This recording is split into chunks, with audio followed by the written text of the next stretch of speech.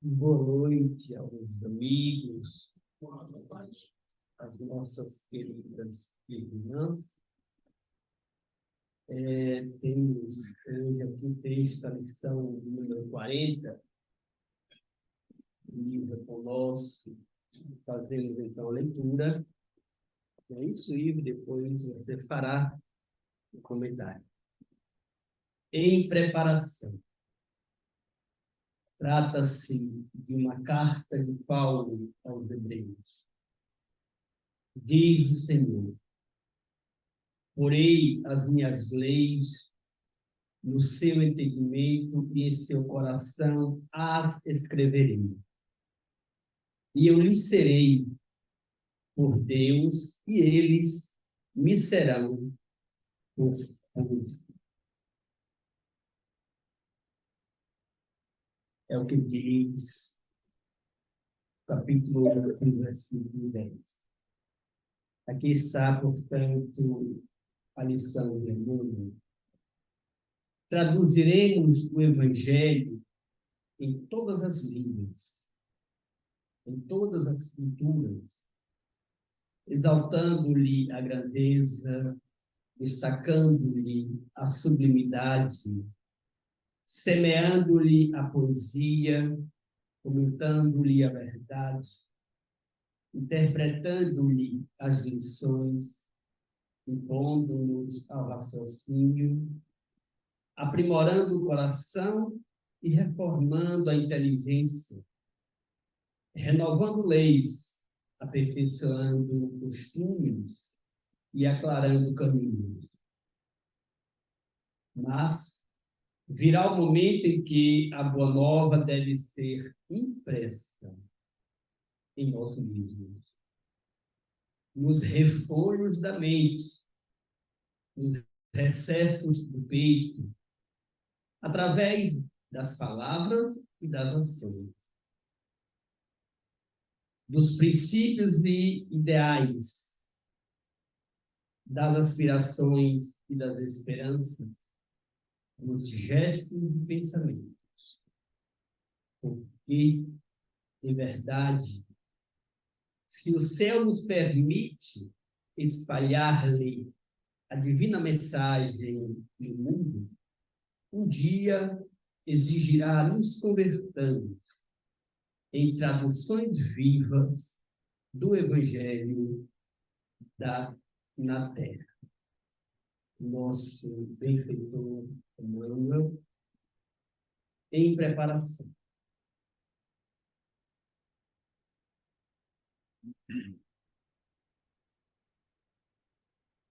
Boa noite, amigas, amigos. Aqui estamos novamente, como sempre, enfrentando o desafio de traduzir a sabedoria de Emmanuel. É uma pretensão, mas vamos conversar. Eu diria, de início, que o texto, ou melhor, o título desse texto, Em Preparação, quando eu tentei encontrar nele uma síntese de todo o conjunto que nos é apresentado no texto, tive dificuldades. E ainda tenho. Ainda estou com elas.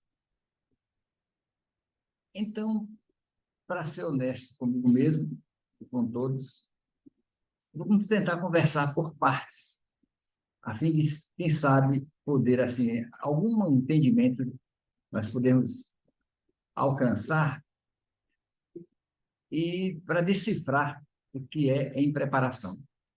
Bem, comecemos pelo texto de Paulo, os versículos de Paulo na carta aos Hebreus.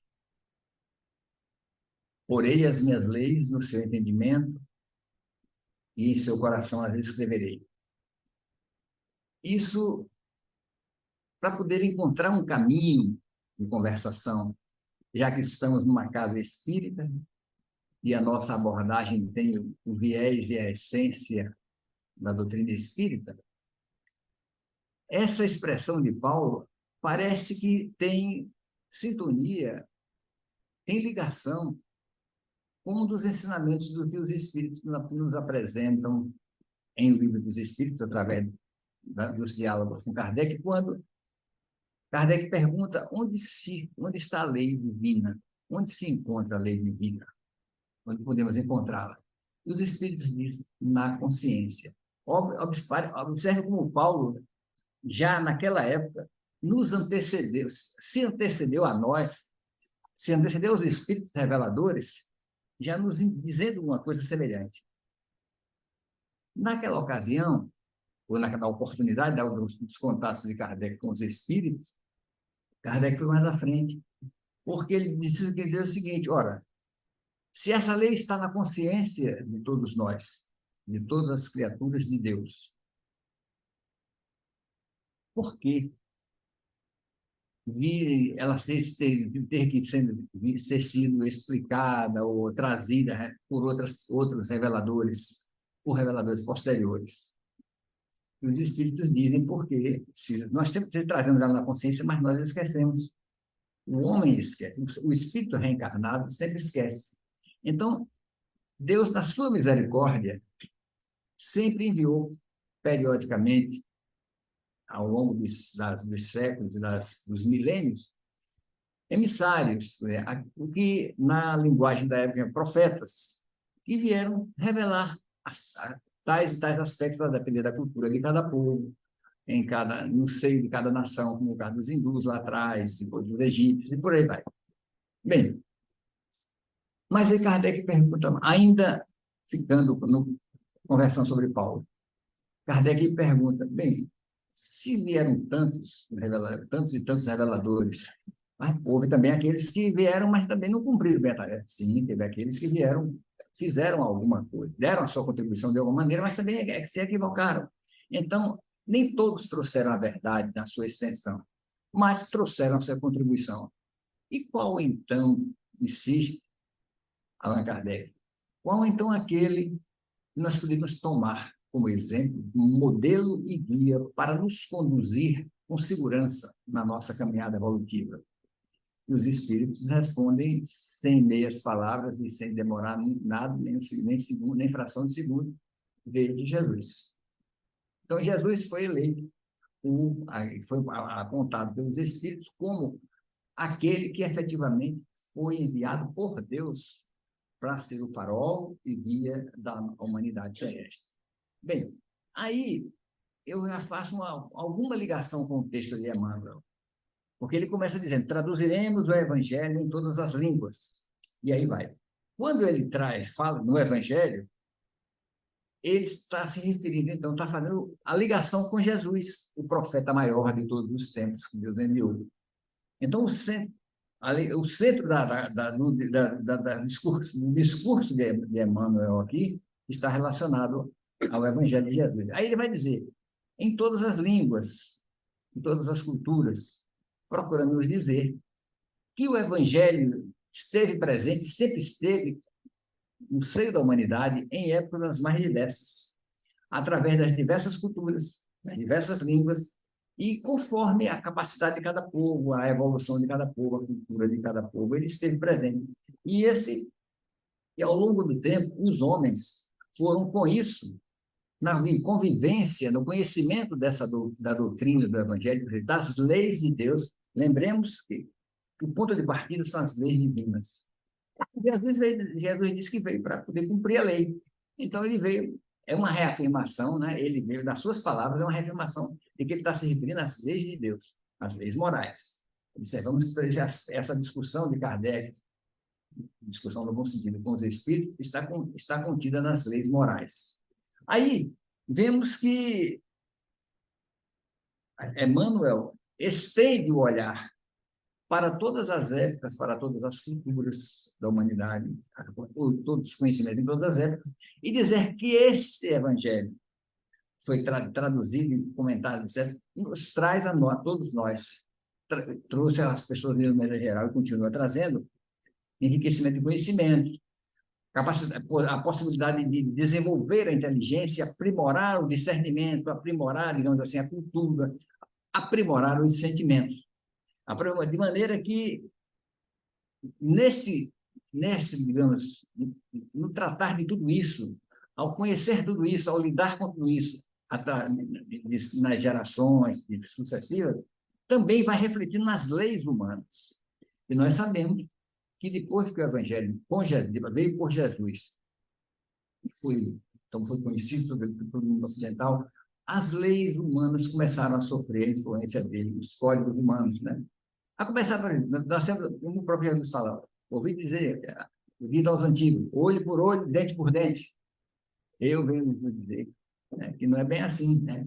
A maior próxima, né? Se alguém te bater na face, oferece a outra, né? E aí Jesus vai oferecendo, digamos assim, vai mostrando, a partir daí, a partir da fala de Jesus, a partir dos seus ensinos, dos seus exemplos, as leis humanas começaram a sofrer, e os códigos, né, oficiais, com o passar do tempo, passaram a sofrer influência positiva do Evangelho, ou seja, o ensinamento do amor, do perdão, da tolerância, da misericórdia, da compreensão.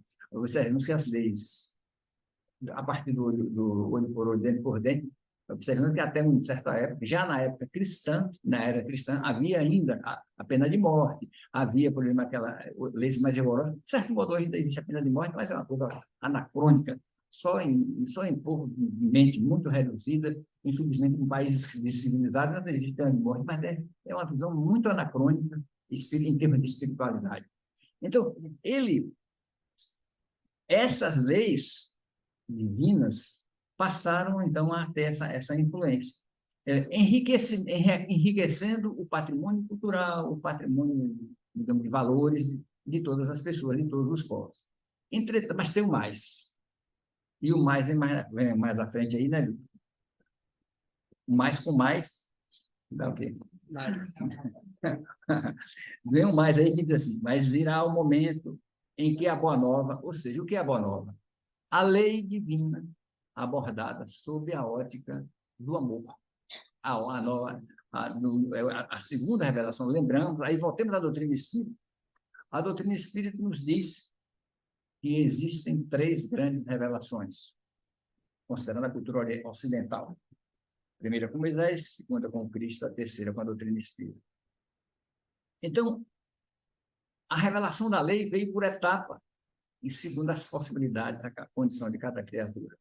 Com Jesus, ela veio com toda a sua pujança e de forma jamais a ser substituída, a ser superada, com relação ao amor, a lei do amor. O que vem depois é desdobramento disso aí. Por isso que ele vai dizer, quando perguntam a ele sobre as leis, qual é o maior mandamento, esquece tudo que vocês conhecem aí, amar a Deus, amar ao próximo, como a si mesmo. Aí está resumido. Todas as leis divinas estão centradas nisso aí, e os profetas. Os demais coisas são de acréscimos, são coisas complementares. Essas que são as leis verdadeiras. Então, Emmanuel aqui nos diz, mas virá o momento em que a Boa Nova, ou seja, a lei divina, deve ser impressa em nós mesmos, nos refolhos da mente, nos recessos da alma e tal, né? Do peito, através de palavras e das palavras e das ações, dos princípios e ideais, das aspirações e das esperanças, dos gestos e pensamentos, porque, em verdade, se o céu nos permite espalhar-lhe a divina mensagem no mundo, um dia exigirá nos convertamos em tradução viva do Evangelho da Terra, do Evangelho da Terra. Ora, quando ele se refere a essa nova situação, aí eu acredito eu, não tenho certeza, que aí está um sinal do que ele chamou de preparação. Tudo até aí, até esse estágio anterior, de conhecimento, de toda a humanidade, para vivências, saber e tudo mais, tudo isso foi a preparação para chegar a esse estágio. O mais, bem, a partir daí, temos que imprimir em nós, quer dizer, construir uma segunda natureza em nós.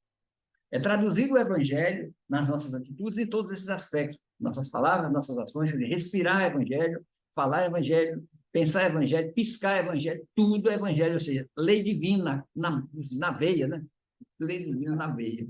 É isso que ele quis dizer. Então, entendo que é nesse instante que ele está se referindo a esse processo de, digamos assim, mudança de paradigma ou mudança de estágio, de nível. Porque ele diz, se o céu nos permite, e o céu, acredito que o céu, o Pai Celestial, o Criador de todas as coisas, né? O céu simboliza o Criador. Se o céu nos permite espalhar a divina mensagem em toda parte, porque foi a partir da criação divina, foi a partir da criação do mundo, foi a partir das comunidades, dos povos existentes em todas as épocas, a partir das civilizações que foram criadas por Deus, instaladas na Terra.